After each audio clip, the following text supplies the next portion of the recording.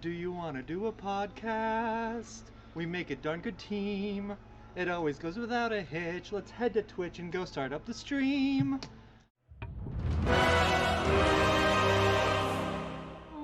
Do you want to do a podcast?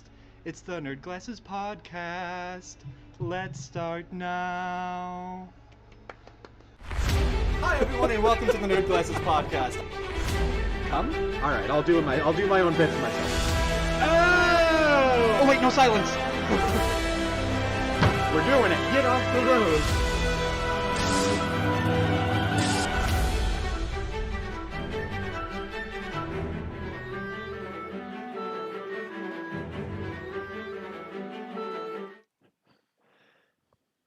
Hey Dave. Hey Boater. Actually, I have no idea. I didn't prepare a joke for this time, but that's fine because plenty of I don't know. I was planning on I had a thing planned. I actually you walked up to the set 5 seconds ago and I was not ready. Hi, how's it going, Dave? Wonderful. How about you? I'm doing great. How's everyone out there? Welcome to the Nerd Glasses Podcast. I see we've already got a bunch of people active and hanging out here. I got a joke for y'all. E3 2021. E3 once again establishes that it is the top of the heap in misleading people and not giving enough information, so expectations go in different directions based upon what they're presenting. We did warn you last really week, funny. temper your expectations. But there was still a lot of stuff that was talked about, and we'll definitely get to E3 news. I know we're going to get to it later, but I'm actually going to start banned from Twitch. I couldn't find one that was unique and interesting, so instead I'm going to say what should have been banned from Twitch, and that was everyone who thought that leaving chat for Twitch and other platforms, mostly unmoderated during E3, was a good idea. You're idiots. That was dumb.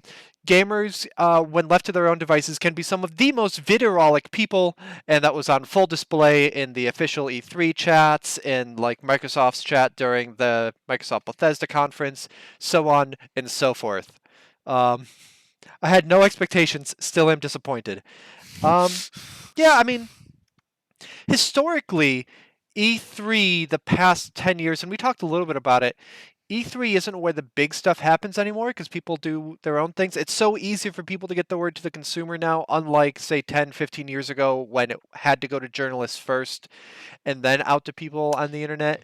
And so Nintendo Directs, Nintendo Treehouse, for instance, Microsoft's things, everyone makes their big announcements in their own house, and then they happen to bring, like, the not as expensive toys when they go to the group recess playground.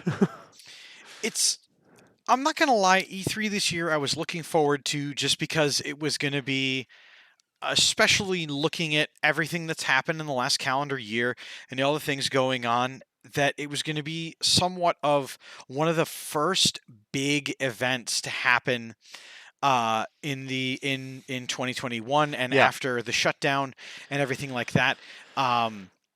Good on you, E3, for putting on a convention and doing all this work and not throwing things too far one way or the other, as some of the hosts and commentators did talk about, like, hey, we're not sitting between a panel of glass between us this year. It's so nice to just be able to like reach out and do this and that and the other. Yeah. And it was cool. It was fun, and I really liked that when they still had group panels, people weren't sitting on top of each other, things like that. Yes.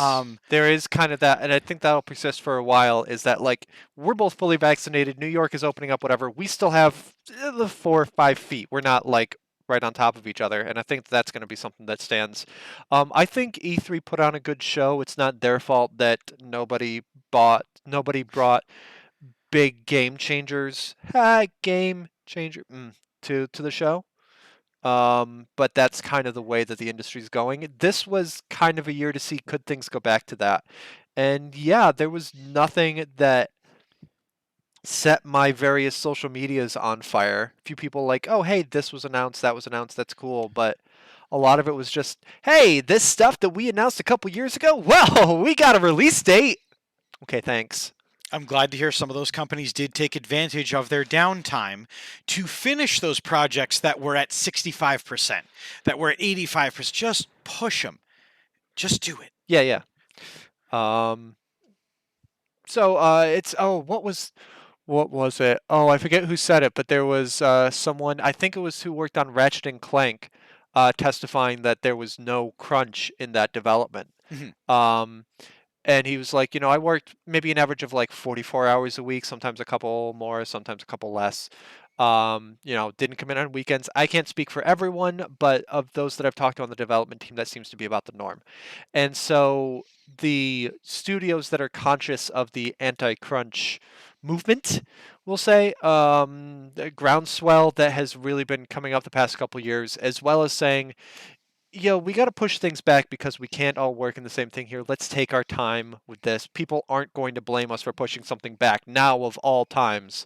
Let's do this right. Auntie points out that Jeff Keighley's Summerfest got the most interesting thing. And even that was rather boring. I'll wait to see the shows and watch the trailers in peace. It's definitely interesting to see how, especially E3 of all these companies, as Boder mentioned, that your Microsofts, your Sonys, your Nintendos, your Sega died, but still, these companies have chosen to adapt their presentations, making them more accessible, or in a lot of cases have just got to get ahead of what trailers have been released to the public and what's been accidentally leaked or what's been stolen, this and that and the other. It's interesting to see how E3 has kind of created almost what is essentially the last 4 days, a white noise of information. Yeah. Where perpetually news is being broken, a new story, a new trailer, a new game, this and this and this and this and this, which is fine, but it's a lot to process all at once, which is why I like what they do, which is where, hey, are you a fan of Nintendo? This is the day between this hour and this hour, and we're not going to talk anything about it previous to, or we'll reference it after, but yeah. When I remember working at Game Nuts and doing the Game Nuts podcast with Fear the Claw back in the day, 11 years ago, when E3, it was at a physical location and there was different things scheduled at different times and on the same time. And that was when companies really started, like Sony would do their main thing a day early, Microsoft a day before that. And that was when that was just starting, but there was still like EA, Ubisoft all had their big things during the conference. Ubisoft didn't have a show any other time of the year other than during E3. And it was still like all the big stuff being announced then. All of Boder losing his train of thought. You get my idea. Mm-hmm. And now like we're seeing kind of that point where E3 is the excuse for these places to hang out, but they don't feel the need to save their A game for that. So yeah, there is a lot of stuff coming out. That said, as you mentioned, this is the time when we're going to hear about this. The benefit of it being a streaming, this is the channel to watch for this, is that as opposed to when it's in person, and there's a bunch of different conference rooms and a bunch of different things going on at once, if you want to know what Intellivision has to say, you can tune in. You're not going to miss anything else that's going on there. Nintendo's later in the day, etc., like that. And that is kind of cool. I do like that. And I hope that going forward from this, when we do go back to in-person E3 conferences, that the main announcement type things stick to that linear timeline. We'll see. The interesting thing, I watched E3 all weekend, and unfortunately my day job does not allow me the time to have a tab open or things like that. But on Saturday itself, at the start of E3, the presenters came on. They were talking about how hyped they were and they said, we have a special presentation. And they did a screen wipe, a really interesting transition, and a suited figure that I recognize but don't know incredibly well appeared. As it turns out, it was the governor of, or the mayor of LA, the governor of Los Angeles. Anyway, a political official in California who announced that E3 will be returning in person to Los Angeles next year. Nice. And it'll be returning to the same convention center it's been at for years and all those things, and I'm pretty excited for it. I'm hoping to see a lot more of the indie developers get a chance to house their wares and show it off, as opposed to being a buffer between two big presentations in the main presentation room. But it was very interesting to see that E3 started off with a politician, like everything else does these Hooray. days. There was Indie Showcase, which was not formally part of E3, but was an event on Saturday that I think the Twitter account is called Indie Showcase. It might be something slightly different than that. That more or less they've started to get a big community building up, and so they had a dedicated event for smaller indie games. So that was really cool to see that they did that as well. But again, an example of stuff happening outside of E3 proper. Yeah, more like Rick and Morty's. PlayStation left E3 and has not looked back, but they did do some interesting things with State of Play. I won't spoil anything because I did also watch, as did Auntie, but you will not be disappointed. There was a lot announced during E3. It'd be impossible for us to go over it on a 1-hour program, but we picked out a lot of our highlights. Dave, do you want to hit those now? Is backtracking, were there any games coming out the next 7 days that we were keeping track of? Or we did kind of jump ahead. We but, did, yeah. I The apologize. one in the next 7 days, there's a couple games coming out. There's some interesting things. The biggest thing that we're releasing and looking at in the next 7 days is Dead by Daylight is getting a much lauded expansion, crossing over into a franchise that has crossed over into many other intellectual properties and things like that. And that is Smash. Dead by Daylight crossing over with Resident Evil. Oh, nice. I'm looking greatly forward to playing it. I'm actually going to be streaming that tomorrow on the weekend Wednesday. I have secured my copy of it. So that means you are able to play now as Leon S. Kennedy and Jill Valentine, young Leon and recent games Jill Valentine, which was an interesting decision on both parts. And then they added a new killer to Dead by Daylight, the Nemesis. Ooh. Still 12 feet tall, still only says stars, and still wanders through the map. And Can I'm he still looking shoot his greatly hat forward to off? seeing that in action. Can he still shoot his hat off? I don't know. Oh no, that was Mr. X. Oh, I apologize. You're right. The you're Nemesis was the guy in Resi. right. Yes. Okay. 3. Yeah. But it'll Well, be. give him a hat so you can shoot it off. I mean, there's a couple guys that have a couple of cosmetic items you can interact with, but if you haven't played Dead by Daylight, if you haven't checked it out, I highly recommend that you do. There's a new map for the Dead by Daylight players to play on. It is the RCPD, the Raccoon City Police Station, where you will be going around and doing what you do in Dead by Daylight. Highly recommend checking it out. The expansion is $11.99 and it is live now on Xbox, Switch, PlayStation, and PC. Enti points out that next Tuesday we're going to be seeing Dungeons & Dragons Dark Alliance, which could be really cool. Kind of I guess a spiritual sequel to Baldur's Gate Dark Alliance. I played a little bit of Dark Alliance 2 with a few friends, just kind of as a one-off. Ended up going on my channel, and there was much hijinks to be had. It was a lot of fun. So that's kind of cool to see that for the current generation of consoles, as opposed to for the PS2. So it's it'll be fun. Auntie, because you mentioned it, I'll make sure to do a little bit of a deeper dive on it, look up a little bit more information to be able to talk about it.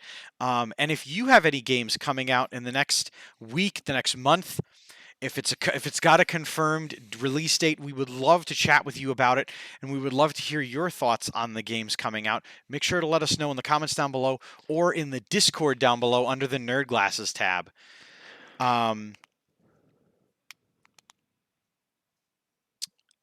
Exciting news hit the internet. Yep. A sighting unseen in many, many months, in many moons, as reported by Kotaku at 9:10 in the morning. The you could pre-order your copy of Cyberpunk 2077 for the PlayStation once again. But so some great news for CD Projekt Red. But then, as of 11:39, they were back to disappeared off of the channel. Aw. And it was down again. It seems like they are just testing the grounds to get it back up. It is a good sign that they are putting that on Sony's end, which means that CD Projekt Red may have had something going on with it or an advance of some kind. They may have gotten like approval on the store because when it was listed as wish list only, not as being able to buy, but Yes. add it to your wish list. So they may have it may have gone through certification again for the store, but they're not quite ready to actually release it.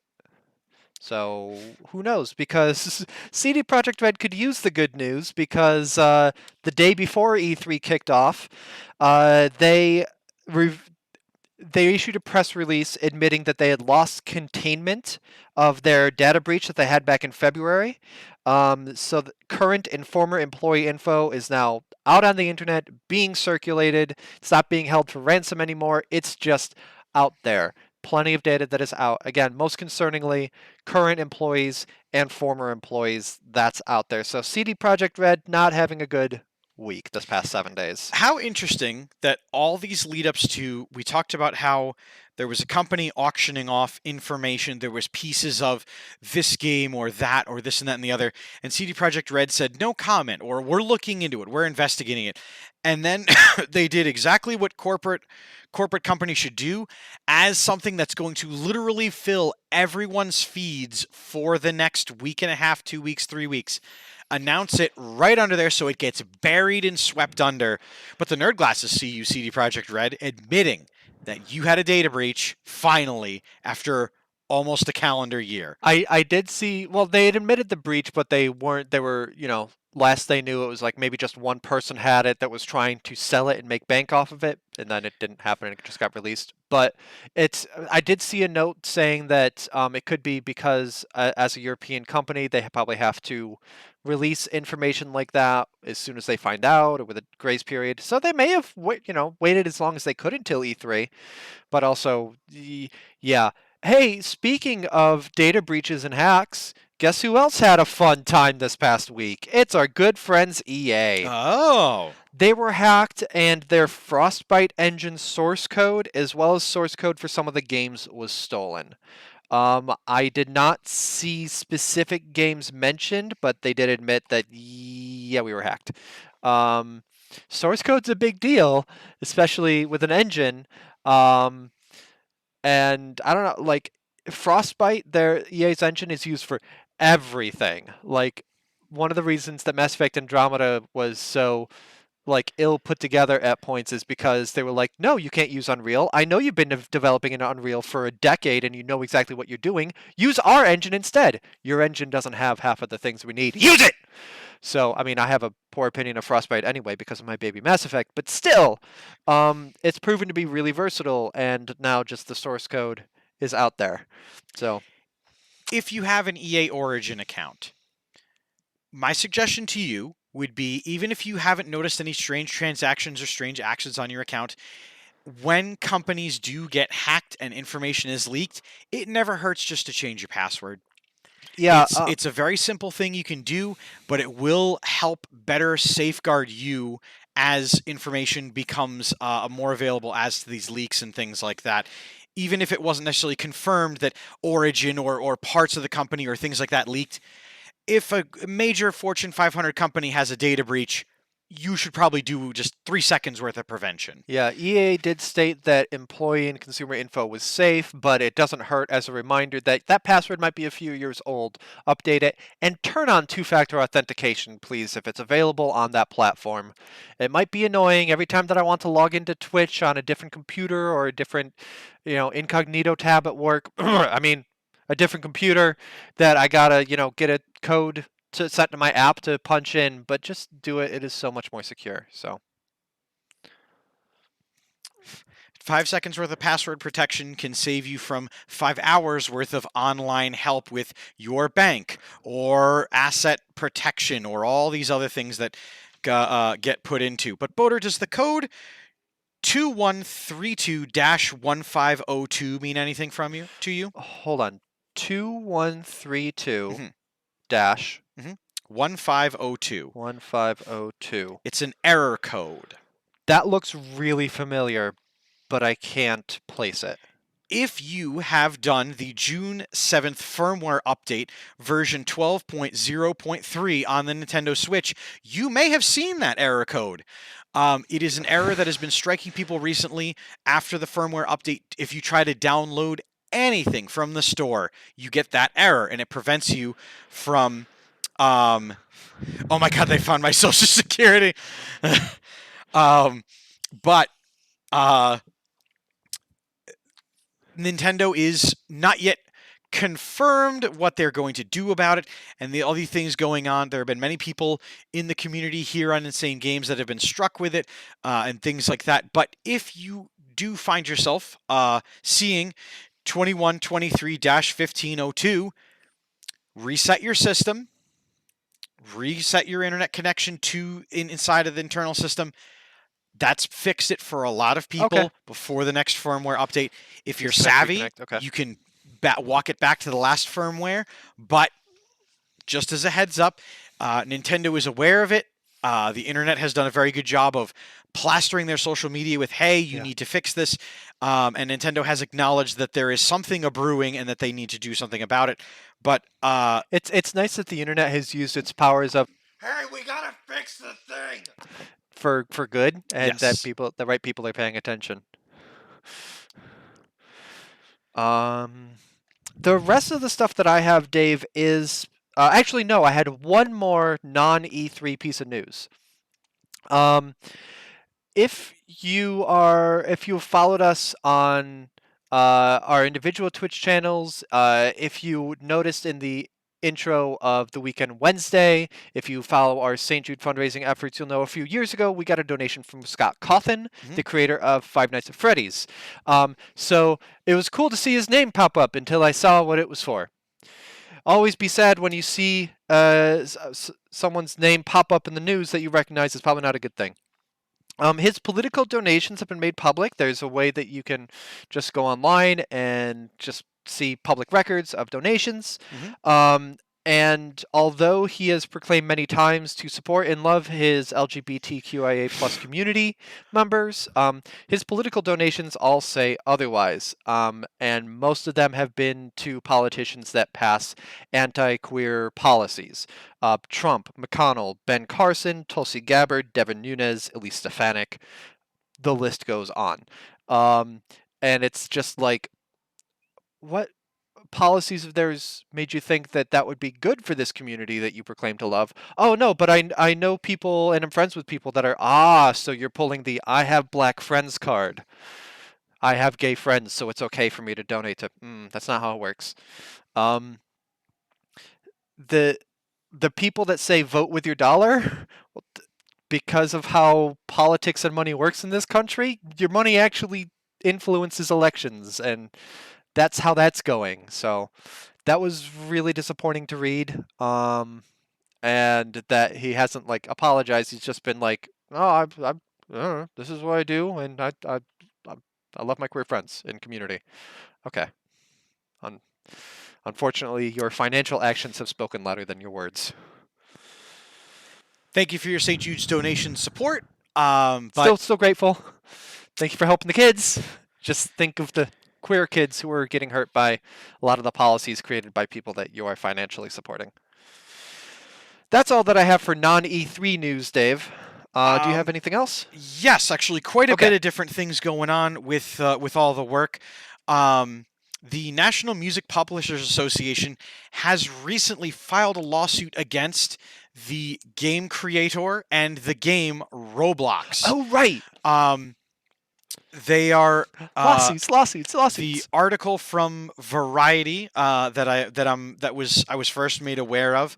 I'll share it with you guys. It goes a little bit more into detail, but it's very interesting to see how this works. My nephew actually plays Roblox quite a bit, so I did have a little bit of understanding of this, and I was very interested to see how this would be fallout for people. For those of you that don't know, the National Music Publishers Association is suing them because music from artists The ones they list are example are easy ones for people to get behind or understand the names of, but like Ariana Grande, Imagine Dragons, Deadmau5, Ed Sheeran, and the Rolling Stones, among many others. Roblox is a game where you, the person playing it, can either play games and mini games that other people have created or make them yourself. There is a part in Roblox where if you are designing a game, you can input the sounds and the soundtrack that they provide in the game that comes with the purchase of Roblox, or you can pay a fee to put music that you are putting into the game. Now, in all of the legal jargonese and things like that, somewhere along the lines, it does say that you have to own the music that you are putting in there. But clearly they haven't been checking, because I don't think Ed Sheeran made 700 different Phasmophobia style games inside of Roblox for his songs to be put in. But I'm trying to come up with a joke based on the only Ed Sheeran song title I know, and I can't. Damn it. it's the perfect storm of lawsuits and things. But it'll be very interesting to say the Roblox official account did issue a statement Thursday morning, say that it would defend itself vigorously as we work to achieve a fair resolution with the music publishers. Now, if we've learned anything from the last couple of years of looking at how these work, this is likely going to be settled out of court if they can put up a number that makes the NMPA happy, and also if they change how they're currently doing it and allow for 6-year-olds who put an Ariana Grande CD into their system, download the music, and then download it up to get DMCA'd. Yeah, because like that's what I said to you before the show. YouTube has agreements with RAA and such to basically the DMCA means that they are not liable for what their users put on the platform. So I would actually be surprised if they have a legal leg to stand on going into it. That said, if things don't go in the recording industry's favor, then they at least could try to get it shut down if Roblox doesn't have content moderation in there for copyright. Like, again, Twitch just takes stuff down, YouTube will put ads on it, and then that money goes towards the RIAA. When people upload a game creation to Roblox, is there something that's paid? Is money going into the developer's hands with that? So, yeah, again, you pay to put together, put extra assets that are outside of Roblox into Roblox, music, graphics, this and that and the other, and then there is ways for people inside of Roblox to charge Robux for their properties. This does allow a little bit of legal workaround because they are not directly paying for these things. They are buying Robux, which they are then using for things inside of the games. It's a clever workaround, but all these companies, and I literally cannot wait to see how all these lawsuits shake out with these microtransactions all getting feasted upon with all these things. So it'll be interesting to see, because I think it's going to be something where Roblox is going to have to change its business model a bit there, and actually have some form of content ID to make sure that these aren't getting uploaded, or to have a proof of license system for music. There's been a couple of interesting developments in the world of sports and in the world of the performing arts. Wayne Brady, famous comedian from Whose Line and many, many films in the 90s and 2000s, was cast as King Dice on the television adaptation of Cuphead called The Cuphead Show. There is a preview of it up. I highly recommend you check it out.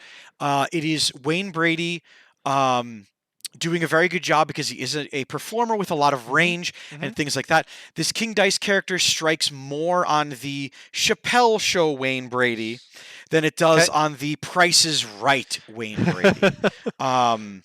And I'm looking forward to seeing how that one develops and all these things. That wasn't Price is Right. That was what game Uh, show did he do? Sorry, I'm sniping myself. Go ahead, continue. Lance Reddick, famous actor from most notably recently. I remember seeing him in the John Wick films Yep. as the host at the famous titular hotel where a lot of the action in 2 and 3 occurred. But he was announced as the final piece, along with the rest of the cast of the Netflix Resident Evil television show, which is going to be focusing around Albert Wesker and a pseudo storyline where apparently he's had offspring, and the offspring kind of come to realize that he is this evil person and things like that.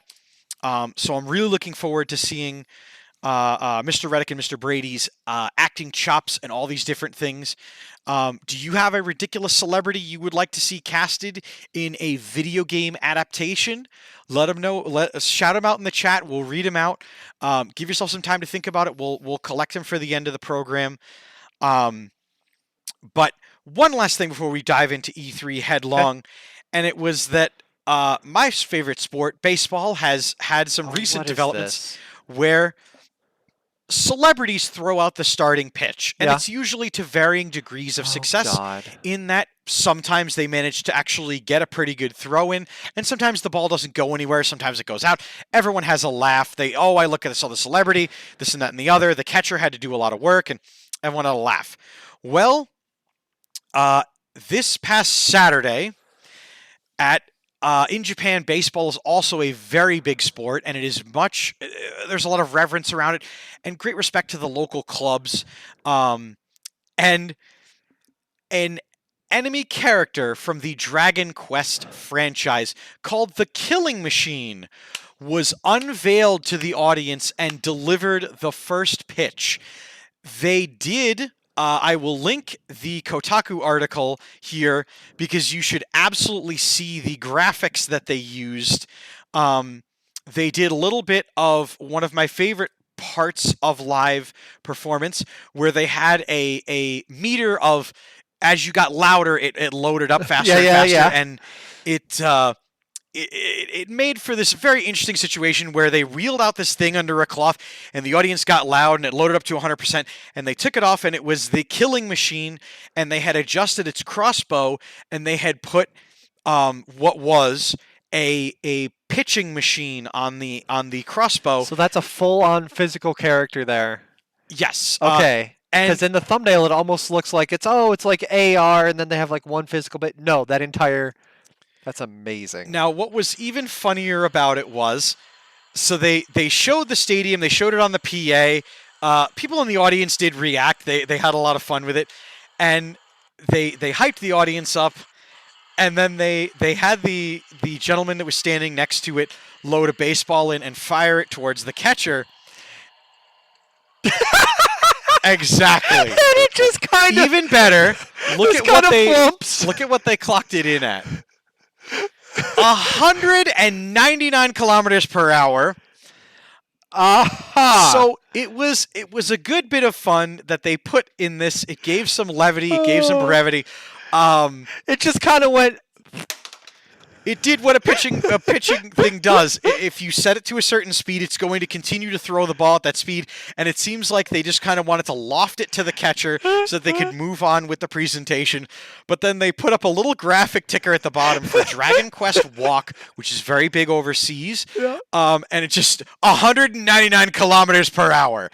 Hilarious. I'm willing to bet that the Killing Machine can come and guest on the program if it would like to refute my bold claim, but I think that those numbers were a wee bit fudged.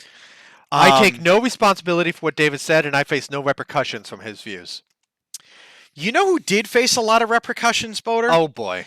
People that attempted this year, as in past years, to stream and rebroadcast E3 on their own channels while E3 was going on. Okay. More specifically, someone who formerly hosted E3, Jeff Keighley, has since stepped down from hosting duties to host a different program, Uh-huh.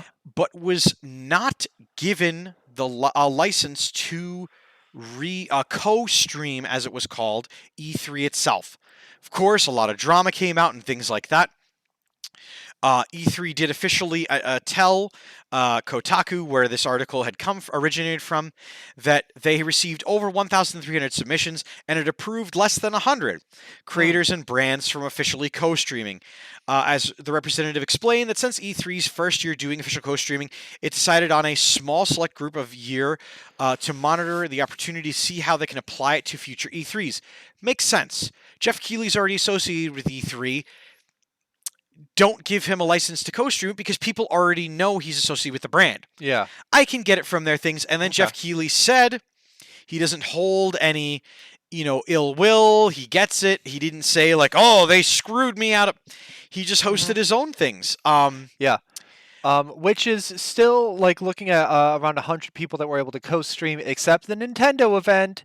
They said nobody can co-stream the Nintendo event to the point where Twitch didn't even co-stream E3 on their official channel during the Nintendo event. Today at 1:09 a.m., a very cryptic tweet from the Japanese Nintendo Twitter, not Nintendo of America. Yeah, This so is the that was headquarters. probably actually like this morning in Japan. This was local time. the Yeah. Nintendo company, the overarching thing that stated, please refrain from mere distribution of Nintendo Direct video and audio distribution during live of the Nintendo Direct. Simultaneous viewing distribution without mere distribution is possible. After the live distribution of Nintendo Direct, you can post a video that handles the distribution video as long as the content complies with the guidelines. That is with Google Translate. That is Google translated from the original Japanese. And gonna Nintendo. Yeah. It was very interesting to see that Twitch especially said, well, Twitch Gaming wasn't allowed to rebroadcast it on Twitch Gaming. They did obviously have it on the official E3 broadcast because that is signed and part and parcel of it. Yeah. But then the subsidiaries from Twitch themselves were given exclusive interviews, a little bit of recappy stuff. Nintendo of to Japan, fill the time. like central office, is still very much run by old dudes that don't 100% understand how the internet works. Like, this thing is out there for free. It's basically a big press release. Why not get it out there as much as possible? Because it's not like they're worrying about the people running the presentation, keeping an eye on chat, and gotta have it all in one place. To a little bit, I think they're trying to make sure that they get the metrics for the numbers all in one clumping, as opposed to knowing that 7,000 people were watching over here and 8,000 over here and 2,000 there and 200 Because here and 10. Nintendo needs to swing their dick around for viewership numbers. Nintendo gonna Nintendo, as Andy Klaus says. That is how they do things. Exactly. But E3 warts news. aside, and Jeff Keighley's feelings about not being able to world premiere this year with E3, so much happened. Yeah, So many things. Really quick, I'm gonna just repeat what More Like Rick and Morty said here, as long as we were talking about a few TV casting things. Yes, Jeff sure. Goldblum to reprise his Game Master role from Thor Ragnarok in a Thor Ragnarok space racing minigame, which to me reminds me of Greg Proops announcing for Star Wars Racer. Okay. Because he played the guys in Episode 1, and so he played the announcer in Star Wars Episode 1 Racer. So, yes. I love the very idea much. of anything with Jeff Goldblum, but especially his character as the game master. I would love for him to just get commentary tracks on random games. Yeah. Oh, it's just stuff that has nothing to do with Marvel, but Yep. his character. If you beat the game on the hardest mode, you get the game master mode where he just kind of talks over top of it. To tangent a little bit with Jeff Goldblum in video games, the Lost World Jurassic Park video game for the PlayStation 1, young Dave did beat it 100%. And at the end of it, you get the most beautiful angelic visage. Jeff Goldblum appears, where he then Shirt open, lounging. kind of belittles how much work you put into playing that video game and tells you to go outside. Not gonna lie, was worth it. Okay, E3. We found a lot of stuff. There was a lot of things. Do you want to just like bounce back and forth, or do you want to like go through 5 things? I'll go through 5 things. How do you want to do this, Dave? I I'd be glad for any of the formats. Why don't we just trade off back and forth one point and 1 point, and we can talk about what interested us or what got our attention and all that. Okay, cool. I'll start off. A game announced called oh boy, my handwriting. The Anacrusis, which is a sci-fi spiritual successor to Left 4 Dead, developed in part by Chet Felizik, one of the writers of Left 4 Dead. So where you were talking about, what's it called? Back 4 Blood? Yes. So it's interesting that it's going full on. This is a genre now. It's the 4-player co-op. It's got a very similar thing to the director from Left 4 Dead, where the AI is going to kind of adjust your playthrough even on the same map. It looks really cool. And Which what's works that? super well, and you should always do that. You What's should that? let It's the sci-fi AI flex flavored? up and down. It's sci-fi flavored? Yes, I want in. Nice. Nintendo, I'm not gonna lie, was not very interested in much of anything that happened at E3 until they did the Back 4 Blood. It was a trailer, and they kind of talked more about it, and they confirmed that even though I am not playing it right now, like I've been planning on doing, that was going to be my St. Jude's Come Down game. I was going to have Back 4 Blood, and we were going to have a laugh, and we were going to be playing it, and I was going to just disappear into that on stream. But from all of the things that were announced about it and all the trailers and all the work, Back 4 Blood looks like it's going to be awesome, and I cannot wait for September to be able to play it. I'm not sure if this one was at E3 or outside of E3, but Niantic announced that they are making another augmented reality game, Transformers Heavy Metal. Niantic, known obviously for Pokemon Go, as well as Harry Potter, Wizard, something. They do cool stuff. So it's cool to see the Transformers property being adapted for that as well. They said it makes perfect sense because Transformers happens here on Earth, so if they integrate it well, it could be really cool. Anti-Claus Prime interjecting with Elden Ring and a very, very excited face. Now, Elden Ring was announced 2 years ago at this point, and to no one's surprise that still hasn't come out yet, because it's partially written by George R.R. Martin, famous foot dragger, because I'm willing to bet that Mr. Miyazaki, the game director, absolutely had to just chase him around wherever he was vacationing and be like, the final chapter, please. Yeah. It looks like it's going to be an amazing dungeon crawler. It's another From Software game that I will be diving absolutely headfirst in, especially being that it does have the pedigree that it will have, and the visuals for it were spectacular.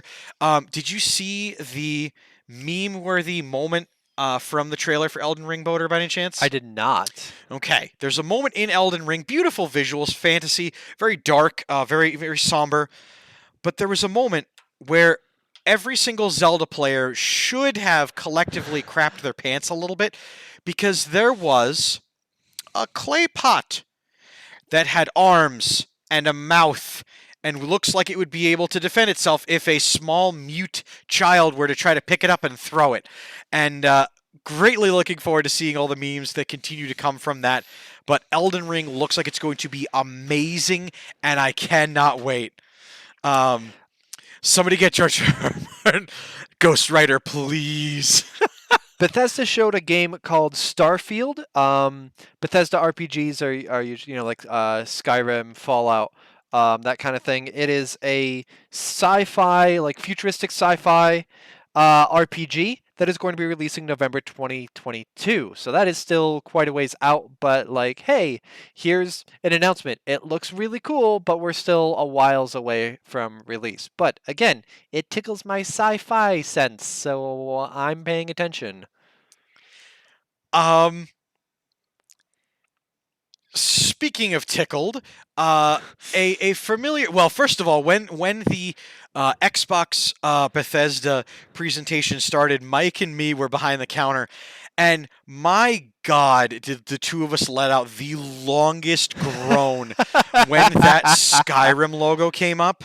And it's almost as if they were prepared for that happening, because almost as quickly as the logo appeared, they went, but we'll talk about that more another time, and it was gone, and they didn't reference it again. What, So because they didn't feel like announcing the Skyrim was going to be out on its 23rd console or something? you know what? If it comes out on the PS5, I'll buy it. I'll Oh, buy it just to sure. be able to see what's changed about Because it. they haven't even announced Elder Scrolls 6, right? They've announced it. They Okay. just showed, hey, Elder Scrolls 6 exists, but nothing else. Yeah, like E3 trailers are very kind of like generic and cookie cutter, whatever. It's here's a thing. We'll talk about more about that later. The one good thing though is you're able to kind of hold the companies. It's handing us a thing so that we can keep going. But what about this? Yeah. But what about this? You showed me this 2 years ago and you haven't talked about it. What are you doing? Speaking of things that tickled my sci-fi sense, as well as the very formulaic way that trailers are done, also during the Xbox conference, I think, was a announcement for The Outer Worlds 2. And its trailer was very much narrated as like a wide, sweeping shot and a protagonist's silhouette, but only the silhouette because we haven't finalized their design.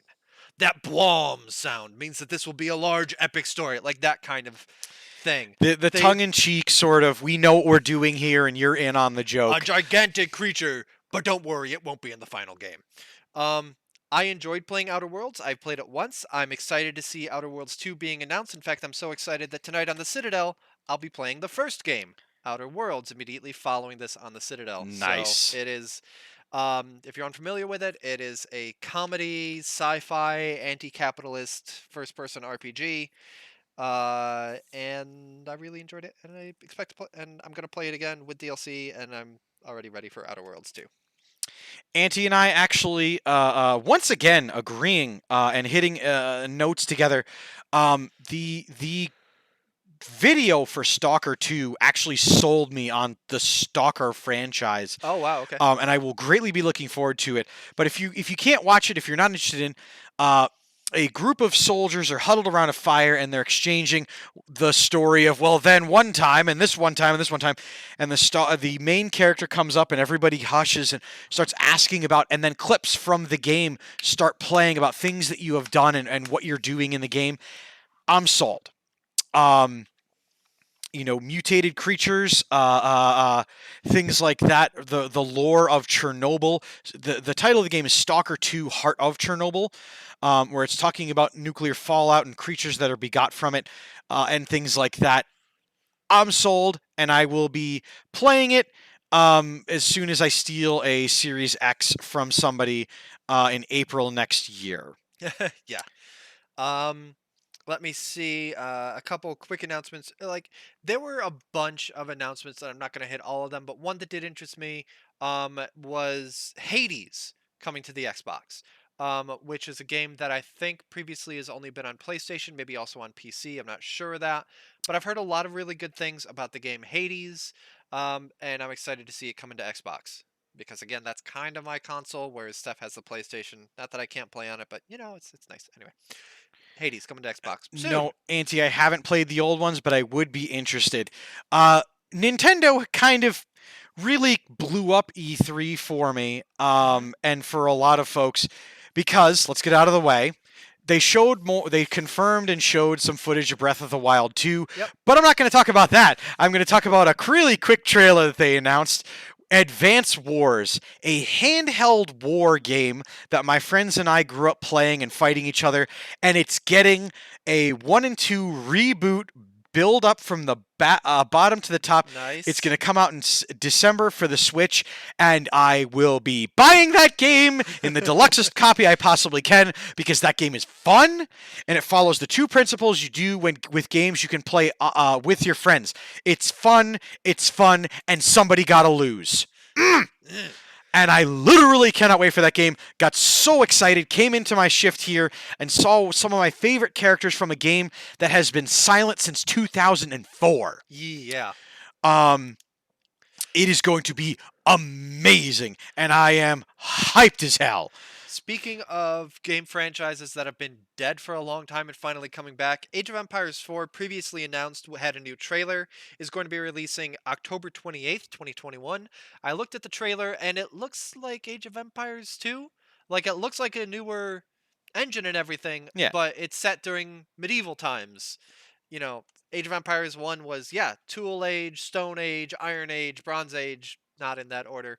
Whereas 2 was medieval and Age of Empires 3 was colonial.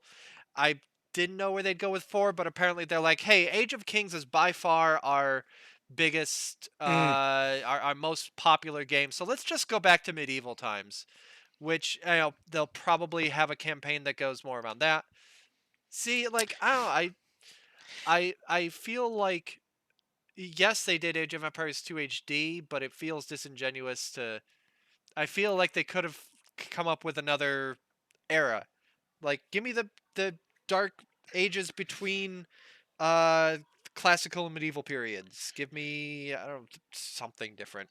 Is my personal thoughts. That said, it does look like it's really well put together, and who am I kidding? I'm gonna play it anyway. Purely on nostalgia, I want it, and I will likely buy it.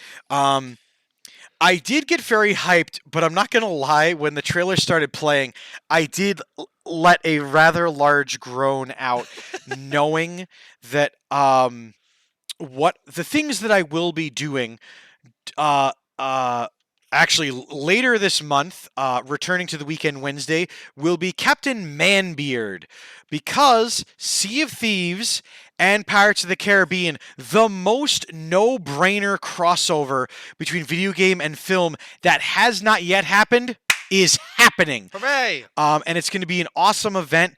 I will be. I have already conscripted Captain Chad to join me here in the studio, and so I'm really looking forward to dusting off that old Captain Manbeard costume and the accent, and proving that I can in fact do it for 4.5 hours and then talk the next day. But Sea of Thieves: A Pirate's Life, it's going to behave a lot like previous Sea of Thieves expansions and events and things like that, but it's going to have the polish of a Disney IP. It's going to have some of your favorite side characters, Captain Jack Sparrow, who seemed... Ah, yes, the worst pirate I've ever heard of. John... but I have heard of him. Exactly. Mike and I kind of debated about whether or not it's actually the cast's voices, or if it's people that sound alike, or if it's just clips from the show. But I do think that they did get Johnny Depp, because he says some particularly curved things that are referencing Sea of Thieves, Okay. and not so much the Pirates Caribbean, but could be wrong. Won't be offended either way. Question, is that something that is just like an in-game event for a time? Is that going to be a DLC? Is that going to be a standalone expansion? So it looks like it's going to be an event starting on June 22nd. But like many things in Sea of Thieves, absolutely free. Okay. I get annoyed at like events like that, because like I started playing Immortals Phoenix Rising, and shortly after I played it, I started also watching Blood of Zeus, which is a Netflix show. Before I started playing the game, there had been a crossover event between those two properties that I entirely missed, and I have no way of going back and experiencing it all. So I don't like in-game events. I would rather you just release a DLC that, even if it's just a couple bucks, so that I could experience that stuff myself. If you miss it, you miss it, and that stinks. Yeah, I think that's I think it's going to be the event sort of window. No. I do know Free that is Sea of good. Thieves rotates events around the calendar, a la Overwatch and many other games. Could we have a Pirates of the Caribbean season? You never know. Every summer, Captain Jack comes back. It could be. It'd be super nice if it did so well that they decided to make a full spin-off game that has the Pirates of the Caribbean license. Use those mechanics, use that game engine, use whatever, but like tell a story and use the license and stuff like that. That'd be really cool. I'd pay for it. So I know we're running short on time, but I did want to talk about do you have more things as well, or I a have couple of things? one more, and then I'll pass it off to you because I see that you've got the Nintendo one open. I didn't get the chance to write down some of the things that happened Oh, there's there. so much good stuff. But There's yes, so much. So let me rattle this last one off. Diablo 2 Resurrected got one more trailer, got a release date for September 23rd, 2021. Steph and I watched that, and we just kind of drooled for a while, and we're going to be playing that on release day. So that's all that I've got. Dave, take it away. Oh, Intellivision. Dave, go with Nintendo, and then I'll talk about the Intellivision one. so I was very glad that that when Boder and I looked at the Intellivision presentation, it wasn't what we originally. It wasn't just an hour of wah wah like, but. Nintendo announced two things. One, that the next Smash character is going Wah! to be one of my absolute favorite franchise characters from Tekken, Kazuya Mishima from the Tekken franchise. I cannot wait. That actually might get me to buy the game. Nice. That edition of that character may be the crossover that gets me in. I love that they're still like adding characters and content and stuff like that. The season passes for Smash have seemed, as someone that hasn't paid for a lick of them, rationalized. However, I do understand that if people don't like the particular character or all these things, you're now have them, and that's that. But the other game that I'm greatly looking forward to and super excited about, and cannot wait to share it with folks and stream it and play it with my friends and family in September. WarioWare, a classic franchise from Nintendo, because instead of having Wario do another platformer game a la Mario and Luigi, they gave him a minigame game. And this is going to be the next installment called WarioWare Get It Together. Nice. And it's going to be there's going to have two-player co-op mode as well as a bunch of other minigames and things, and I cannot wait for that. It's going to be awesome. I did hear good things too about Metroid Dread, which is instead of a Metroid Prime first-person shooter kind of thing, it's going back to some of the older school platformer roots. So that was announced as well. Metroid Dread. Many other things. Super Monkey Ball, getting another installment, coming to the Switch, and many, many other things. But Boder, how did that company that hasn't made things in many years? Intellivision last made a console competing with the Atari 2600. Intellivision was originally made by Mattel.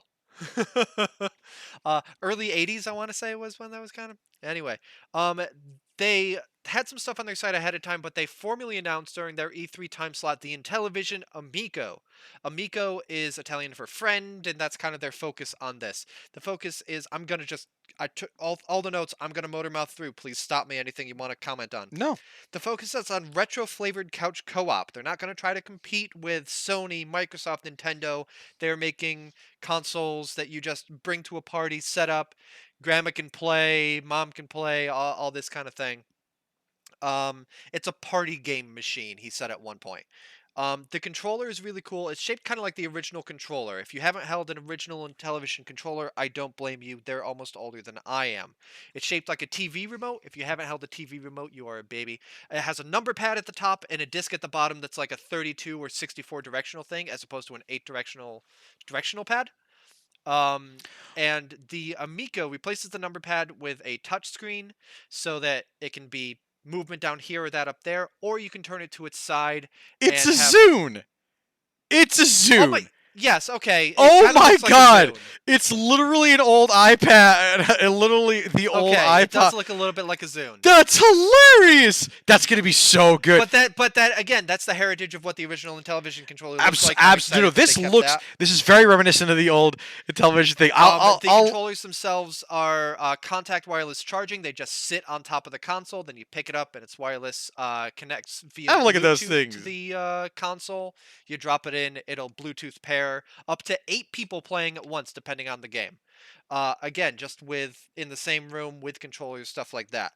Let's see. The controllers have motion control. They have the touch screen. They have haptic feedback. So like they used an example of one of the games that's included with each Amico of like a dice rolling game.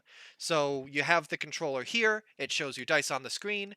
You shake it up, you see the dice rattling around on the screen, you can feel it rattling around with the haptic feedback, then you go like, and the dice go from your screen to the TV. Always so much fun. So they showed a lot of really cool things with games that are included, as well as more games that are going to be coming in. Games are going to come in digital and physical releases for $10 or $20 generally. 10 for digital, 20 for physical releases.